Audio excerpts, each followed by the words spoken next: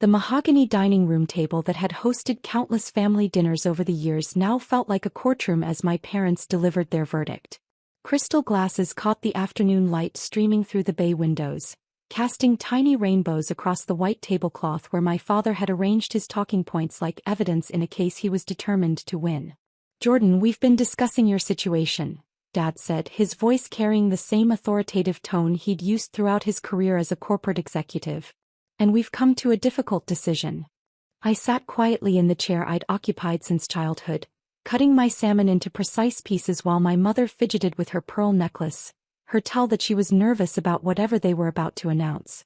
"We're cutting you off financially," Mom said suddenly, like ripping off a band-aid. "No more allowance, no more help with rent, no more emergency funds. It's time for you to figure it out yourself." The irony was so profound I had to suppress a smile. At 28, I hadn't needed their financial support for years. What they didn't know was that I'd been supporting them. "We know this seems harsh," Dad continued, "but we can't enable your lifestyle anymore. Working as a freelance graphic designer isn't a real career. You need to find stable employment with benefits and a retirement plan." My freelance graphic design work was actually a creative agency that employed 43 people and generated $15 million annually. But I'd learned years ago that my parents measured success by traditional markers: corporate titles, business suits, and corner offices. Since my work didn't fit their definition of achievement, they'd convinced themselves I was barely scraping by. "I understand," I said simply, taking a sip of wine. Mom leaned forward, probably expecting more resistance. "Jordan, we're serious. No more safety net. You're almost 30 years old." "I heard you the first time, Mom. And you're okay with this?" Dad's eyebrows rose in surprise. "I'm okay with this." They exchanged glances, clearly having expected a more dramatic reaction to what they saw as their nuclear option for forcing me into conventional employment. "Well," Mom said, deflating slightly, "good. We're glad you're taking this maturely." What they didn't know, what they couldn't know, was that for the past 3 years, I'd been anonymously paying most of their living expenses through a web of shell companies and charitable foundations. Their mortgage, their car payments, their health insurance premiums, their country club membership, all of it flowing from my business accounts through carefully constructed financial structures that left no traceable connection to me. I'd discovered their financial troubles by accident when I'd offered to help with some investment advice. Dad's retirement portfolio had been decimated by a series of bad decisions, and Mom's medical bills from her cancer treatment 2 years ago had drained most of their remaining savings. Rather than let them struggle or swallow their pride to ask for help, I'd quietly stepped in to ensure they could maintain their lifestyle without ever knowing where the assistance was coming from. "There is one more thing," Dad said, reaching for a folder beside his plate. "We've prepared some resources to help you transition to financial independence." He slid the folder across the table. Inside were job listings, apartment rental guides for affordable neighborhoods, and a budget worksheet titled, "Living Within Your Means." "These are positions at reputable companies," Mom explained eagerly. "Marketing coordinator, junior account executive, that sort of thing. Entry-level positions that could lead to real career growth." I flipped through the job listings. The highest salary was $65,000 annually, less than what my company spent on coffee each month. "Thank you," I said, closing the folder. "This is very thoughtful." "Jordan," Dad said, leaning back in his chair, "I want you to understand that this decision wasn't made lightly. We love you, but love sometimes means tough choices." "I appreciate that, Dad. You have potential," Mom added. "But potential means nothing without direction and discipline. This is our way of giving you the push you need." The push I needed. If only they knew about the board meeting I'd attended that morning, where we discussed acquiring a competitor for $8 million. Or the contract I'd signed last week to design a complete rebrand for a Fortune 500 company. Or the fact that I employed more people than Dad had supervised during his entire corporate career. "When does this take effect?" I asked. "Immediately," Dad said firmly. "Starting tomorrow, you're on your own." "Understood." After lunch, I drove back to my downtown loft in the car they assumed I could barely afford, a modest sedan that happened to be paid for in cash. My real car, a BMW, stayed parked in my private garage. Like most aspects of my actual life, I kept it hidden from family gatherings. Back in my home office, I opened my laptop and pulled up the financial management dashboard that controlled my parents' living situation. For 3 years, I'd been their invisible benefactor, ensuring that Dad's investment income arrived like clockwork and that Mom's medical bills disappeared into the maze of insurance and charitable assistance I'd arranged. But they'd just cut me off. They'd decided I was a financial burden they could no longer afford to carry. Time to show them what being cut off actually looked like. I opened a secure messaging app and typed a message to my financial manager. Effective immediately, discontinue all payments to the Harrison Family Trust. Cancel the investment income distributions, the medical assistance fund contributions, and the mortgage payment subsidies. The response came back within minutes. Confirmed. All payments ceased as of today. Should I send final statements to the family? No statements necessary. They'll figure it out soon enough. Then I called my property management company. This is Jordan Walsh. I need to make some changes to the rental assistance program for Unit 1247 Oakwood Drive. Of course, Mr. Walsh. What modifications? Cancel it entirely. Effective immediately. Sir, are you sure? The tenants have been receiving that assistance for 3 years. The sudden termination might create financial hardship. The tenants have just informed me they no longer need financial assistance. They're ready to handle their obligations independently. Understood. I'll process the cancellation today. Unit 1247 Oakwood Drive was the condo my parents lived in. They thought they owned it outright, having paid off the mortgage 2 years ago with what they believed was a refinancing opportunity Dad had discovered.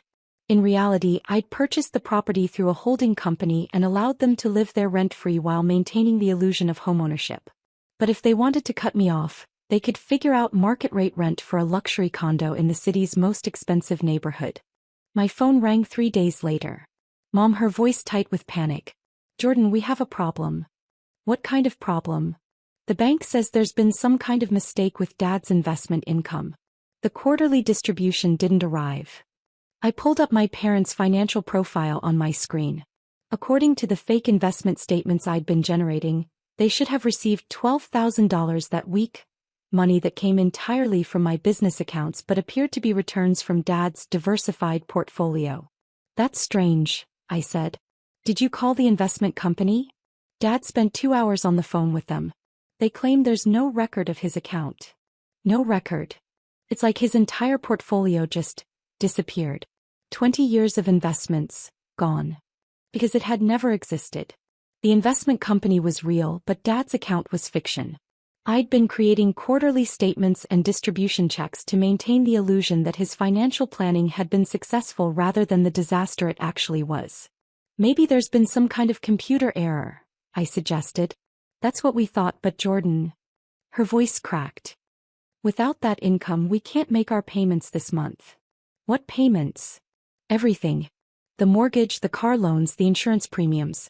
That investment income covers almost all of our monthly expenses. Because I designed it that way.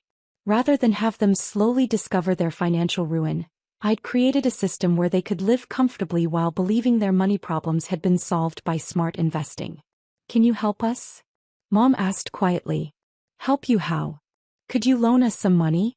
Just until we figure out what happened to Dad's account. The same woman who'd cut me off 3 days earlier was now asking for financial assistance from her unemployed daughter. Mom, you just told me I need to learn financial independence. How can I help you when I'm barely supporting myself? This is different. This is an emergency. What makes your emergency different from my everyday struggle? Jordan, please. We're desperate. I looked at my computer screen where my business dashboard showed real-time revenue figures that updated by the minute. Yesterday's total had been $47,000. Today was already at $23,000 and it wasn't even noon. Mom, I'm sorry, but I can't help you. I'm living paycheck to paycheck here. But surely you have some savings. You told me 3 days ago that I needed to figure things out myself. I'm taking your advice. The silence on the other end was telling. Jordan, when we said that, we didn't know about Dad's investment problems. The investment problems you hid from me? We didn't want to worry you with our financial issues. But you were comfortable worrying me about my financial issues? Another silence. Jordan, what do you want us to do? Beg. I want you to figure it out yourselves. Isn't that what you told me to do? After she hung up, I sat in my office for a long time thinking about the phone call I knew would come next. It came 6 hours later. Dad this time, his voice stripped of its usual authority. Jordan, your mother told me about your conversation. Did she? Son, we might have been hasty in our decision about cutting off your allowance. Might have been. We're reconsidering the timeline. Maybe a gradual transition would be better. You mean you need my help? We need everyone's help right now. This investment situation has created some temporary cash flow issues. Temporary. As if 3 years of secret financial support could be undone by a computer glitch. Dad, what exactly are you asking me? Could you help us cover some expenses this month? We'll pay you back as soon as the investment company resolves this error. What expenses? The mortgage payment is due tomorrow. $3,800. I pulled up the property records for their condo. Market value, $850,000. If they actually owned it, they could easily refinance or take out a home equity loan.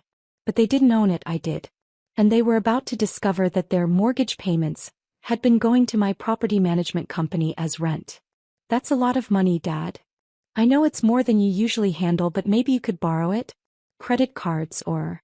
You want me to go into debt to pay your mortgage? Just temporarily. Until we sort this out. Dad, 3 days ago you told me I needed to learn financial responsibility.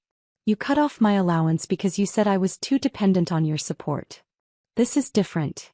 How is it different? Because we're family. I was family 3 days ago too. The next morning brought another call. Mom again, this time crying. Jordan, the mortgage company called. If we don't make the payment by 5 p.m. today, they're starting foreclosure proceedings. That seems fast. Apparently we missed last month's payment too. I don't understand how that happened. Because there was no mortgage company. The foreclosure notice had come from my property management firm, informing the tenants that rent was past due and eviction proceedings would begin if payment wasn't received. Mom, what did Dad's financial advisor say about accessing other accounts? There are no other accounts, Jordan. The investment portfolio was everything. What about retirement savings? Gone. Dad lost most of it in some cryptocurrency speculation 2 years ago. And the house. What about it? Could you take out a home equity loan?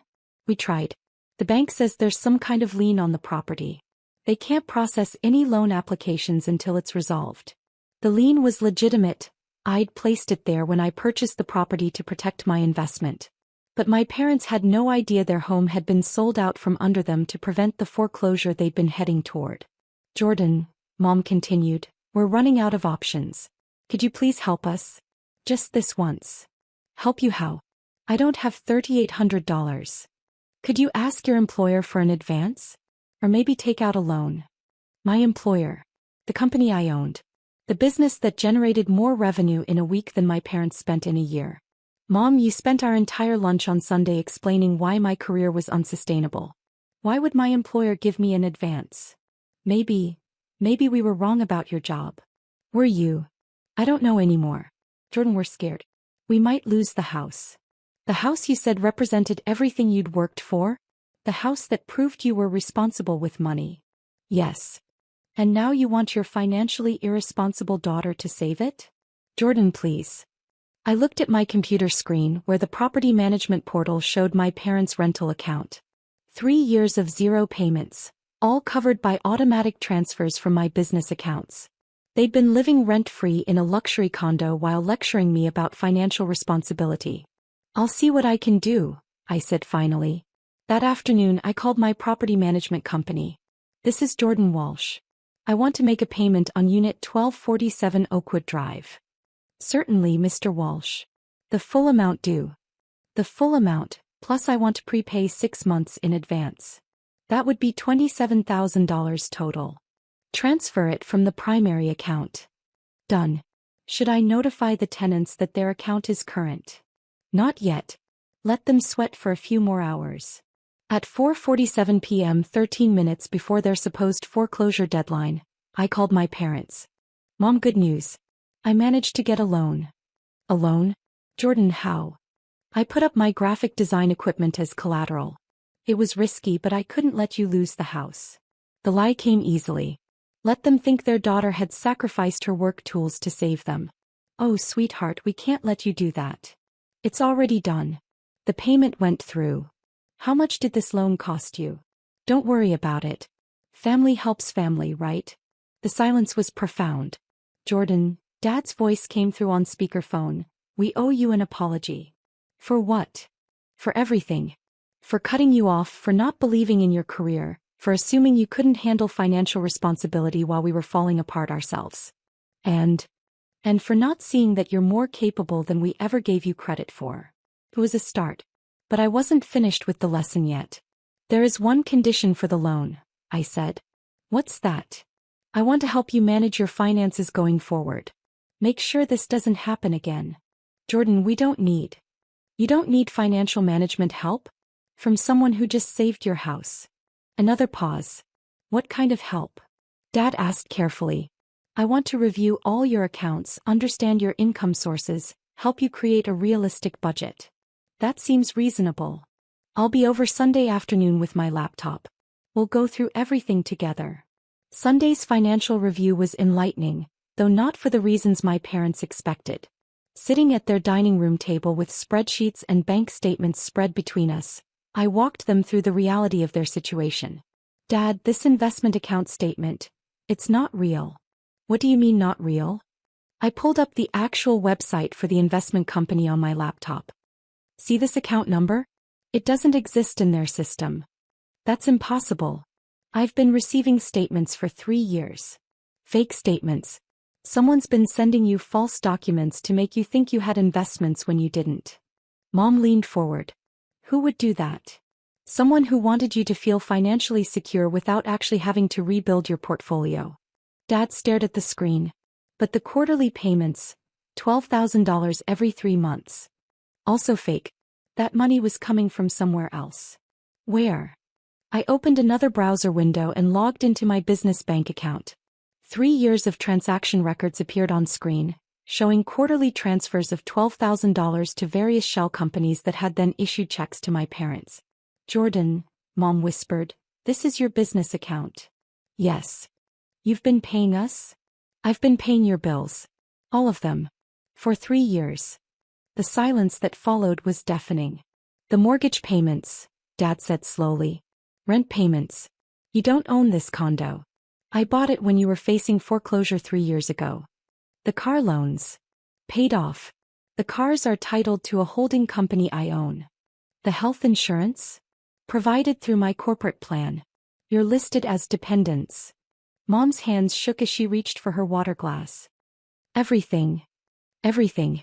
Your country club membership, your utility bills, your credit card payments when they got too high. I've been covering your living expenses while you've been lecturing me about financial responsibility. Dad buried his face in his hands. Jordan, why? Because I love you. Because when I found out you were struggling, I couldn't just let you lose everything you'd worked for. But we treated you like a failure. Like someone who couldn't manage money. Like someone who needed tough love to learn financial responsibility. While you were supporting us. While I was supporting you. Mom started crying. We're horrible people. You're not horrible. You're proud people who couldn't admit you needed help. So you helped us anyway. So I helped you anyway. Dad looked up from his hands. Jordan, what happens now? Now you have some choices to make. What kind of choices? I closed my laptop and looked at my parents, really looked at them for the first time in years. Not as the successful executives who'd raised me, but as 2 people who'd gotten in over their heads financially and been too proud to ask for help. You can keep living in denial, pretending that I'm the family financial disaster while I quietly keep you afloat. Or you can acknowledge reality and let me help you rebuild your actual financial foundation. What does rebuilding look like? Mom asked. It looks like Dad finding part-time consulting work to generate real income. It looks like downsizing to a smaller place you can actually afford. It looks like honest conversations about money instead of fake investment statements. And if we choose option 1? Then I keep paying your bills while you keep lecturing me about financial responsibility. And eventually I get tired of the hypocrisy and stop. Dad straightened in his chair. We choose option 2. Are you sure? It means admitting that your daughter is more financially successful than you are. It means asking me for advice instead of giving it. Jordan, Mom said, wiping her eyes, could you teach us? About business, about money management, about how you built what you've built. I could. But first you need to understand something. What's that?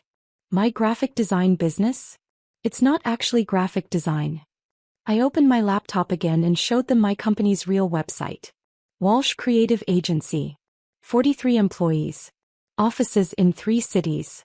Client testimonials from Fortune 500 companies. This is your business? Dad's voice was barely audible. This is my business. 15 million in annual revenue, growing 30% year over year. Mom stared at the screen. You're incredibly successful. I'm doing all right. Jordan, Dad said, we've been such idiots. Yes, you have. But you raised me and I turned out okay, so you must have done something right. That evening, as I prepared to leave my parents' condo, Dad walked me to the door. Jordan, I have to ask. When we cut you off 3 days ago, did you laugh? I considered the question. No, Dad. I didn't laugh. I was hurt that you thought so little of me that cutting off an allowance I didn't need would somehow teach me a lesson I'd already learned years ago. We really don't know you at all, do we? You know the daughter you raised. You just forgot that she grew up to be capable of taking care of herself. And you. What now? Now we start over. No more fake investment statements, no more secret financial support, no more assumptions about each other's lives. And no more lectures about your career choices? Definitely no more lectures about my career choices. 3 months later, I sat in the same dining room where my parents had cut me off, but the dynamic had changed entirely. Dad had found consulting work with his former company. Mom had started a small interior design business that was actually showing promise. And they'd moved to a modest apartment they could afford with their real income. How's the new place? I asked over Sunday dinner. Smaller, Mom admitted. But it's ours. Actually ours. No mystery benefactors? I teased. No mystery benefactors, Dad confirmed. Though we did want to ask. Would you consider letting us pay you back? For the 3 years of support. I thought about it. How about this instead? When your businesses are profitable enough, start a college fund for your future grandchildren. Consider that your repayment. Future grandchildren? I'm dating someone. It's getting serious. What do they do? Mom asked, then caught herself. Sorry, that's not my business. It's fine to ask. She's a veterinarian. Owns her own practice. She sounds wonderful. She is. And Mom. Yes. She knows exactly how much money I make. The laughter that followed was genuine, the first real family moment we'd shared in years. Sometimes the best lesson about financial independence isn't learning to support yourself. Sometimes it's learning that real wealth means being able to support the people you love, even when they don't realize they need it. And sometimes, just sometimes, getting cut off is exactly what a family needs to discover who's really been holding them together all along. My phone buzzed with a notification from my business account. Another successful day, another step toward the expansion we'd been planning. I smiled, looking around the table at my parents, who were finally seeing me for who I actually was instead of who they'd assumed I was. Cutting me off had been the best thing they'd ever done for our relationship. Even if they'd never actually been supporting me in the first place.